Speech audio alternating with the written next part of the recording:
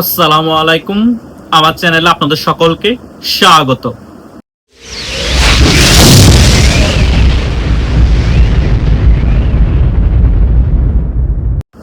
Facebook এবং ইউটিউবের মধ্যে আরেকটি নতুন গুজব আমরা দেখতে পাচ্ছি এবং অনেকেই এই বিষয়টা নিয়ে আমাকে প্রশ্ন করছে।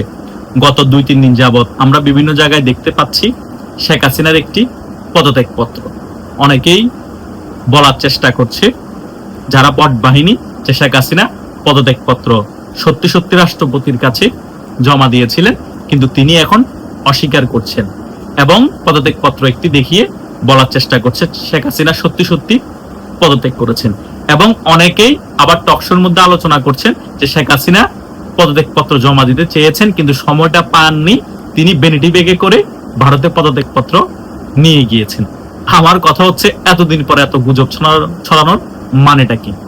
যিনি পদত্যাগপত্রটি জমা দিয়েছেন নাকি ভ্যানিটি ব্যাগে করে নিয়ে গিয়েছেন, তিনি নিজেই টেলিগ্রাম বার্তায় বলছে আমি নিজেও জানতাম না আমি যে ভারতে যাব।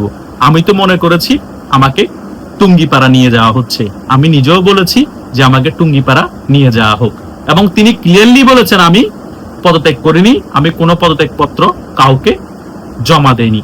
এখন যখন বোঝা যাচ্ছে এই সকল বিষয় নিয়ে বেশি আলোচনা হচ্ছে এবং গুজব ছড়ানো হচ্ছে, তার মানে তাদের মনে ভয় ঢুকেছে শেখ হাসিনা সত্যি সত্যি হয়তো যখন বলেছে 6 মাসের মধ্যে বাংলাদেশে ফিরে আসবে এবং মাথা উঁচু করে বাংলাদেশে ফিরে আসবে, শেখ হাসিনা তো যেটা বলে সেটা করার জন্য আপ্রাণ চেষ্টা করে। তাহলে শেখ হাসিনা যদি সত্যি সত্যি পদত্যাগ না করে থাকে, কোনো পদত্যাগ পত্রের প্রমাণ দেখাতে না পারি আমরা আমুরা এবং মামুরা, তাহলে সংবিধান অনুযায়ী শেখ হাসিনা এখনো বাংলাদেশের প্রধানমন্ত্রী এবং বাংলাদেশের ঢুকার সাথে সাথে শেখ হাসিনার হাতে বাংলাদেশের নিয়ন্ত্রণ চলে যাবে এবং শেখ হাসিনা সেনা প্রটোকলে আবার বাংলাদেশের দাপটের সহিত রাজনীতি করবে এবং প্রধানমন্ত্রী পদে বসে যাবে।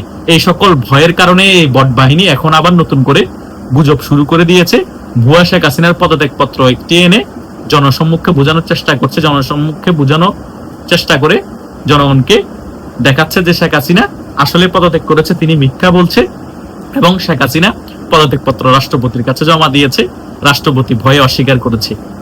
কথা বুঝতে পেরেছেন? এটাই হচ্ছে মূল কাহিনী। আমার কথা হচ্ছে সত্যি সত্যি শেখ হাসিনা যদি পদত্যাগপত্র জমা দিত, প্রুফ সহ কেউ দেখাতে পারেনি শেখ হাসিনা পদত্যাগপত্র, এবং রাষ্ট্রপতিও কিন্তু এই বিষয়ে স্বীকার যায়নি এবং রাষ্ট্রপতিও বলেছে আমার কাছে কোনো পদত্যাগপত্র নেই।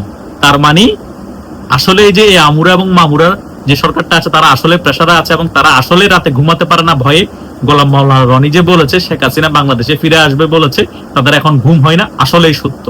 তারা ঘুম না যেয়ে কিভাবে গুজব ছড়াতে হবে এবং মানুষকে বুঝাতে হবে শেখ হাসিনা সত্যি সত্যি পদত্যাগ করেছে, শেখ হাসিনা বাংলাদেশে ফিরে আসলো যাতে কোনোভাবে প্রধানমন্ত্রীতে পদে বসতে না পারে, সেই বিষয়টা আগে থেকে ইনশিওর করতেছে। ভাই কোনো লাভ নাই, বাংলাদেশের যদি শেখ হাসিনা সত্যি সত্যি 6 মাসের মধ্যে ফিরে আসে বা 3 বছর বলেন, 2 বছর বলেন বা 1 বছরের মধ্যেও ফিরে আসে, শেখ হাসিনা যদি সংবিধান অনুযায়ী প্রধানমন্ত্রী থাকে তাহলে শেখ হাসিনাই প্রধানমন্ত্রীর চেয়ারে বসবে। পৃথিবীর কোনো শক্তি শেখ হাসিনাকে ঠেকাতে পারবে না, কারণ সারা বাংলাদেশ শেখ হাসিনা বাংলাদেশে ফিরার সাথে সাথে শেখ হাসিনার নিয়ন্ত্রণে চলে যাবে। এটাই হচ্ছে বাস্তবতা, কেউ মানুক আর না মানুক।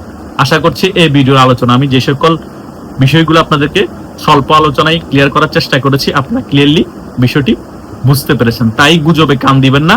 শেখ হাসিনা টেলিগ্রাম বার্তায় যে বিষয়টা আপনাদেরকে বলছে সেটাই হচ্ছে সত্য কথা এবং শেখ হাসিনা যেটাই বলবে সেটাই আগামীতে ঘটার সম্ভাবনা বেশি থাকবে।